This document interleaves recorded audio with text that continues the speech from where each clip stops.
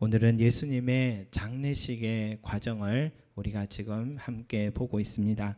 여러분, 예수님의 장례식을 치러드린 사람은 전혀 의외의 사람들이었다라는 것을 알 수 있습니다. 바로 아리마대 요셉이라는 사람이 먼저 나옵니다.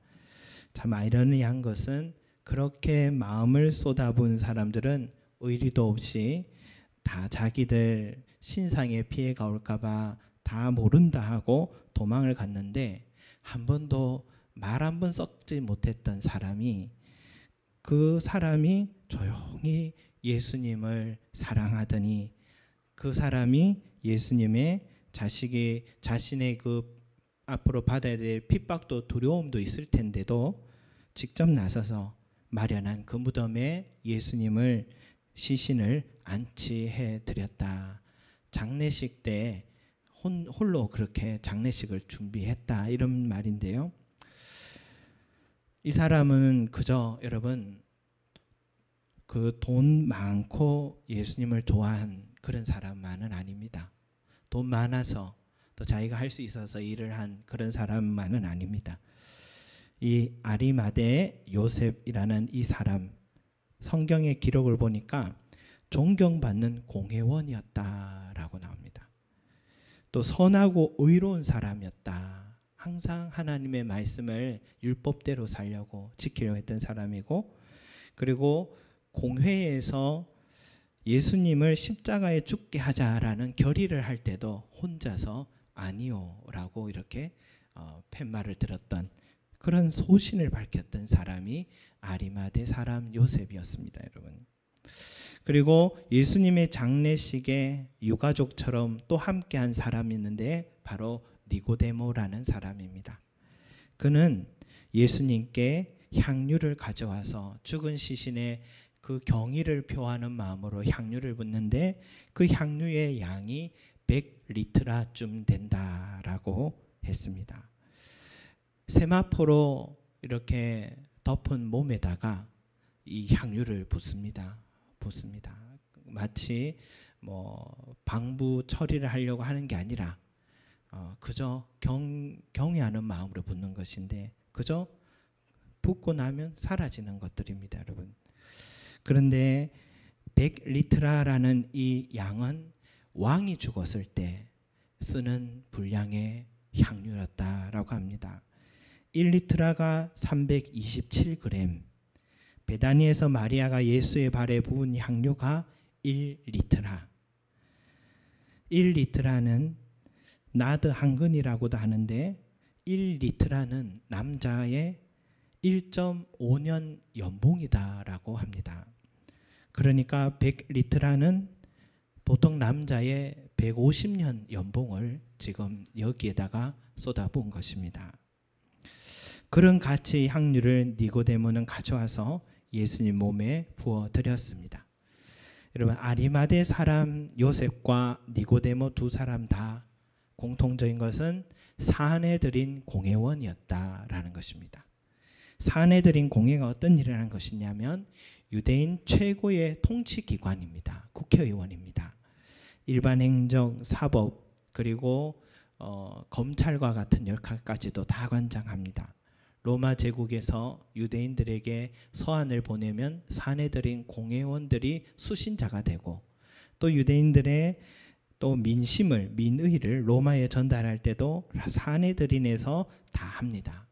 그래서 사내들인은 대제사장을 포함한 71명의 구성원들이 있는데 세 부류로 나눌 수 있답니다. 하나는 대제사장을 돕는 제사장 그룹이 한 부류가 있고, 또 한 그룹은 귀족 그룹으로서 세습되어 가면서 그 자리를 지키는 사람들이 있고, 또 한 부류는 누구냐면 선생이라 랍비라 불리는 이 바리새인 그룹이 있는데, 그 그룹에서 최고의 우두머리들이 되는 사람들이 이 사내들인의 존경받는 자로서 공회원이 되어 있습니다. 그런데 이 아리마대 사람 요셉을 성경에서는 뭐라면, 이 사람은 이 존경받는 공회원이다라고 설명합니다. 그리고 예수님이 니고데모를 만났을 때 이런 말씀하셨잖아요. 너는 이스라엘의 선생으로서 이러한 것들을 알지 못하느냐라고 했던 선생이라고 불렸던 사람이 또 니고데모입니다. 이 두 가지의 단어를 잘 살펴보면 이 두 사람은 둘 다 율법을 가르쳤던 바리새인 중에 우두머리였다라고 볼 수가 있습니다. 말하자면 이 두 사람은 부와 권력과 존경과 명예를 한꺼번에 다 가져보고 있는 사람입니다. 여러분, 아쉬울 게 없는 사람들이죠. 미국 대통령 보니까 돈을 너무 많이 버니까 권력도 좀 그리워서 정치도 하고, 정치를 하면 명예를 얻을 줄 알았는데 그런다고 백성들이 존경하는 것은 다른 문제더라고요. 그런데 아리마대 요셉과 니고데모는 돈도 권력도 명예도 존경도 다 이 두 마리 토끼를 다 한꺼번에 쥐고 있는 정말 행복한 사람들이었습니다. 이 모두가 다 거친 사람이 뭐가 아쉬워서 지금 자기가 몸담고 있는 그 직장의 결의한 상을 거부하다가 사표까지 쓸 각오를 해야 되고, 또 승진은 고사하고 죄인의 제자로 낙인을 찍혀서 유대 공동체에서 축출까지 되어야 할 지금 그런 상황, 지금까지 쌓아왔던 모든 부와 명예, 권력, 생명까지도 다 내려놓아야 될 것을 각오한 이 두 사람, 여러분들 이해가 되십니까? 저는 이해가 안 되는데요. 이 사람들이 가지고 있는 것들은 오늘 살아가는 우리들에게, 현대인들에게 가장 부러운 사람들입니다. 마당 넓고 좋은 집에 살고 집안일 해주는 그런 종들도 엄청 많고, 최근에 어느 회사의 사장은 그 옆에 밥 먹어주는 사람도 있더라고요. 부동산은 또 얼마나 많은지, 자식들도 최고의 교육을 시켜줄 수 있고, 옷이며 가지고 있는 모든 건 명품으로 둘러싸였습니다. 저녁마다 파티에 초대받고, 그곳이 어디든 가면 항상 상석에 앉으라 하고 온갖 칭찬을 듣고 모두 머리를 나에게 숙이고 존경의 눈빛으로 바라봐주며 내가 재미없는 말 해도 모두 다 귀 기울여주는 그런 삶, 이보다 더 행복한 사람 어디 있겠습니까? 저도 이 교회 일을 하면서 또 우리 교회가 속한 노회라는 곳이 있으니까 노회 일도 이렇게 주일학교 부서의 서기로 이렇게 담당했습니다. 또 시찰도 저는 사람이 안 오면 마음이 걱정이 돼서 참여했다가 그곳에도 또 임원 하나 맡고 그래가지고, 그래서 어떻게 하다가 한 3개를 원래 다 맡았는데 서기가 뭐 하는 건가 몰랐는데 잡일을 다 하는 게 서기더라고요. 앉기도 아니고 서기를 해가지고 이런 고생하고 있습니다. 그래서 토요일이면 설교 준비에 좀 집중하려고 했는데 이런 토요일 날에 행사 있을 때는 참 곤욕인데 어제도 또 그곳에 또 가게 되었습니다. 그런데요, 다른 것은 잘 모르겠는데 뭐 다른 곳에는 다 뭐 서로 마음으로 나누는 모임들에서 편해요. 그런데 노회의 부서에 일을 하러 가면 묘한 느낌이 듭니다. 교회 규모에 따라서 내 위치가 비춰지는 느낌을 받습니다. 그를 말하는 것이 젊으신데도 큰 교회 담임 목사님을 가시면 그 교회가 노회 후원을 참 많이 하잖아요. 그러면은 좀 다르게 대우를 하는 느낌을 제가 받습니다. 그래서 나의 모습 그대로 좀 알아줬으면 좋겠는데 나의 있는 모습 안 봐주고 자꾸 외모로 나를 보는 것 같았습니다. 여러분. 내가 왜 이곳에 앉아있나 자괴감이 들고 그렇습니다. 저희 열등감이라 할 수 있겠죠. 예. 그래서 가능하면 안 가고 싶은데 근데도 어쩔 수 없는 그런 상황에 있으면서, 그러나 또 한편으로는 참 그런 곳에 아무 이유 없이 가도 늘 상석에 앉게 하고 칭찬을 늘 듣고 또 종교의 눈빛에 그렇게 받고 그러면 사람이 취할 수도 있겠다. 참 그게 명예욕의 무서운 그런 욕구겠다 하는 생각을 간접적으로 해봅니다. 직접적으로 간접적으로 해봅니다.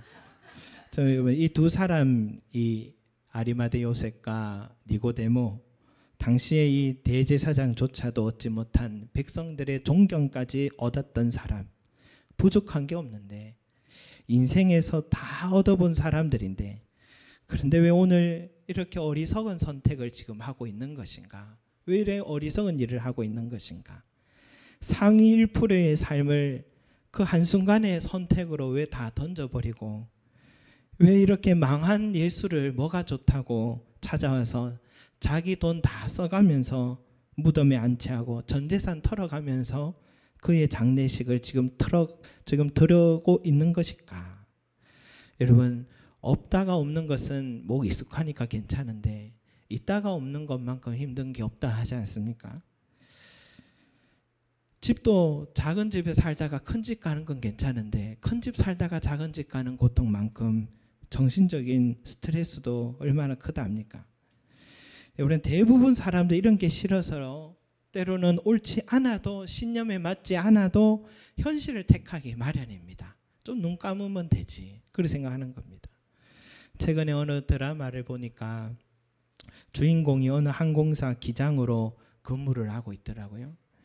그런데 자신의 직장을 지키려고 또 더 많은 돈이 필요하니까, 정말 꼭 하지 않아도 될 일이었지만 그게 필요하니까 이 항공사 사장의 이 개인사에 필요한 물건들을 외국에서 밀반출하는 그런 불법의 일을 앞장선 그런 기장의 역할을 했던 겁니다. 그게 자기를 지키고 또 직장도 지키고 더 인정받고 승진할 수 있는 그런 길이라 생각한 것이죠. 그런데 마치 최근에 그 항공회사의 이야기가 또 넌지시 비꼬진 것처럼 뉴스에 그 사건이 터져버린 겁니다. 회사 사장이 밀반출한 것을 늘 칭찬해 주다가 이제는 그 개인적으로 만나더니 당신이 언론에 나가서 당신 자신 스스로 한 일이고 이 일을 다 짊어지면 2년 뒤에 다시 책임지고 복직시켜 주겠다라고 그렇게 얘기하면서 2년치 월급을 이렇게 한꺼번에 주는 것입니다. 여러분, 2년 뒤에 복직될지 어떻게 알고 그걸 받아야 될지 말아야 될지 살려달라고 해도 사장은 눈 깜짝하지 않고 회사를 위해 좀 책임져 달라고 그렇게 얘기하는데, 그 모습 보면서 씁쓸하더라고요. 왜 그런지 됐냐 하는 생각도 들지만 참 돈이라는 게 뭔가, 그것을 참 오늘날 물질의 세상에서 그걸 거스른다라는 것이 얼마나 어려운 일인지 공감도 되고 안타까움도 드는 그런 내용이었습니다. 아리마대 요셉과 니고데모도 누군가의 아버지고 남편이 아니었겠습니까? 자신의 이 일을 선택하며 먹게 될 피해가 어디 자신뿐이었겠습니까? 고스란히 가족에게도 돌아갈 것인데 참 어려운 결정을 했다는 생각이 듭니다. 신념을 굽히지 않는 대가가 얼마나 큰지 누구보다 알만한 사람들이 이런 일을 한 것입니다. 침묵하고 가만히 있기만 해도 자자손손 누릴 수 있을 텐데 그런 입장에 있어 보지 못해서 그 사람들의 마음을 우리가 가늠할 수가 없는 것 같아요. 내가 그들의 입장에 있었다면 나는 그렇게 할 수 있을까 자신을 돌아보게도 됩니다. 여러분, 얼마나 어려운 일인지 한 예로 한 부자 청년이 예수님께 와서 어떻게 하면 영생을 얻을 수 있습니까? 천국에 갈 수 있습니까? 하니까 율법을 다 지켜야 된다 하니 다 지켰다고 합니다. 그러면 네가 가지고 있는 재산을 다 팔아 가난한 자에게 나누어 주고 그리고 나를 따르라 하니까 근심한 얼굴로 돌아갔다고 하지 않습니까? 그게 대부분의 사람의 마음인 거거든요. 그렇다면 여러분, 오늘 이 요셉과 또 니고데모 이 두 사람은 도대체 무엇이 이 사람들의 마음을 이렇게 크게 변화시켰던가, 큰 용단을 내리게 했던가? 여러분, 미국의 도시 가운데 가장 살기 좋은 도시가 이 샌프란시스코라고 합니다. 뉴스를 보니까 그곳에서는 연봉이 1억 3천만을 버는데도 저소득층이랍니다. 집값도 그만큼 비싼 이유도 있고 그만큼 부유한 도시라는 말이겠죠. 그렇게 도시가 부유하고 자연 경관이 그렇게 아름다운 곳인데 아이러니하게도 그곳이 미국에서 자살률이 가장 높답니다. 인구 비율로 볼 때 동성애자들도 가장 많은 도시라고 합니다. 5, 6년 전에 친구가 그곳에 있을 때 얘기하더라고요. 동성애자만 10만 명이었다고 그렇게 얘기하더라고요. 뭘 말하느냐?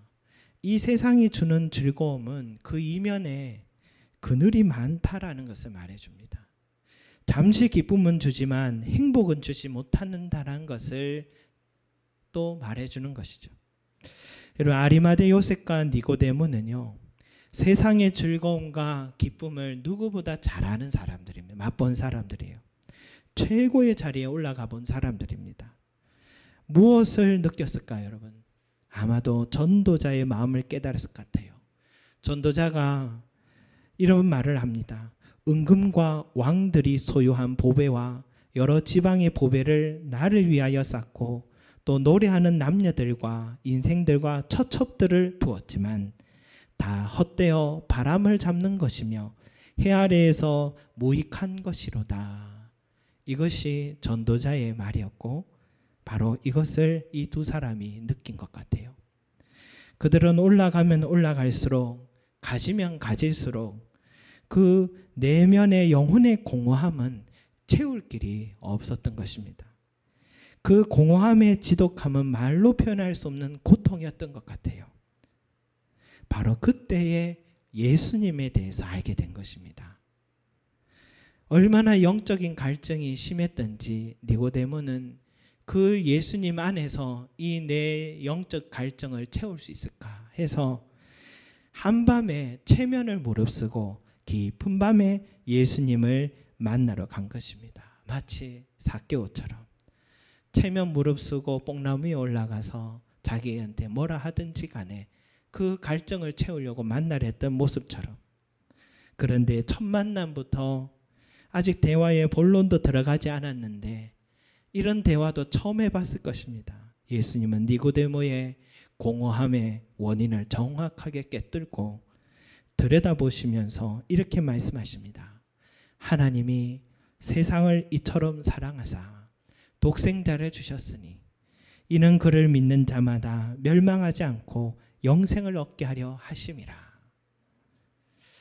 그동안 사람들에게 들은 박수도 많았고 칭찬도 많이 받아도 목이 말랐는데 갈증은 더해졌는데 만족이 되지 않았는데 그런데 오늘 예수님 만나고 나를 위해 사랑하는 그 아들을 내어주셨다는 하나님의 사랑을 들었을 때 그렇게 무섭게만 여겼던 그 하나님이 그토록 나를 사랑하시고 그토록 따뜻한 분이셨다는 것을 오늘 처음 깨달았을 때 나란 존재가 이렇게 소중한 존재였구나.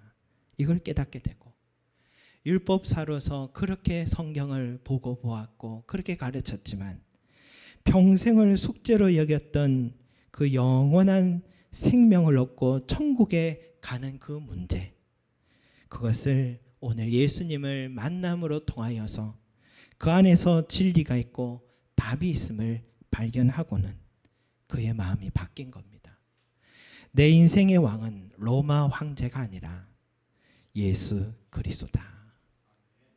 그래서 그는 자신의 전쟁상과 비견되는 그 향유, 왕에 드리는 그 향유의 그 분량으로 죽은 예수님의 몸에 부어드리면서 당신은 나의 왕이십니다. 내 인생의 왕이십니다. 라고 고백한 것입니다. 여러분, 더 이상 성경에는요, 이 두 사람에 대한 기록이 나오지는 않습니다. 그들은 공회원에서 아마 유대교에서 축출되었을 것입니다. 가진 모든 걸 다 잃었을 것입니다. 그러나 세상에서 가장 귀한 보배를 발견한 그 기쁨은 남은 생을 하나님께 드리면서 그 기쁨으로 만족하며 살았을 것입니다.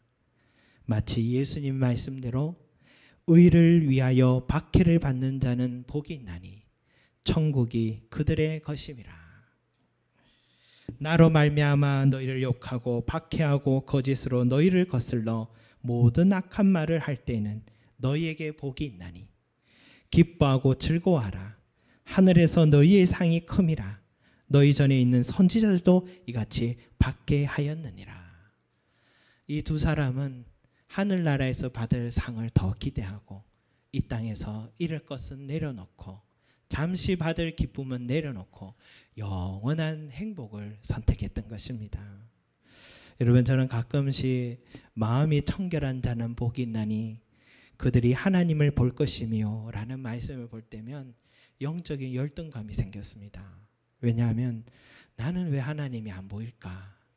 다른 사람들은 저렇게 영적인 세계가 막 보인다는데 나는 왜 이때까지 눈을 아무리 감아도 보이지 않을까? 그래서 저 안에 왜 나는 마음이 깨끗하지 못해서 그럴까? 나는 왜 이렇게 더러울까? 뭐 이렇게 열등감이 있었습니다. 그런데 오늘 이 두 사람을 보니까요. 하나님을 본다는 것이 이런 거구나. 하나님을 본다는 것이 이런 것이구나. 니고데모와 요셉과 같이 바로 이런 사람들이 하나님을 만나고 본 것이구나 하는 것을 다시 알게 되었습니다. 여러분, 하나님을 본다는 것은 이 세상의 가치보다도 이 세상의 즐거움보다도 우리 주 예수님이 내 인생의 가장 소중한 줄 알고 예수님이 나에게 주시는 행복이 가장 큰 행복임을 알고 깨닫는 것, 그리고 내 인생의 목표가 이제는 예수님을 위해서 살아가기로 결심한 바로 그런 삶, 그 사람이 바로 하나님을 본 사람이요, 그 사람이 마음이 청결한 사람이라는 것을 다시 한번 배우게 되었습니다. 사랑하는 성도 여러분, 마음이 청결하여 하나님 보시는 저와 여러분이 되시기 바랍니다. 이 세상의 것들, 우리가 집착했던 것 다 정리하고 하나님이 주시는 그 만족과 기쁨을 우리가 바라보면서 늘 하나님을 바라보고 그 안에서 주시는 행복을 누리시는 저와 여러분 되시기를 소망합니다. 아멘.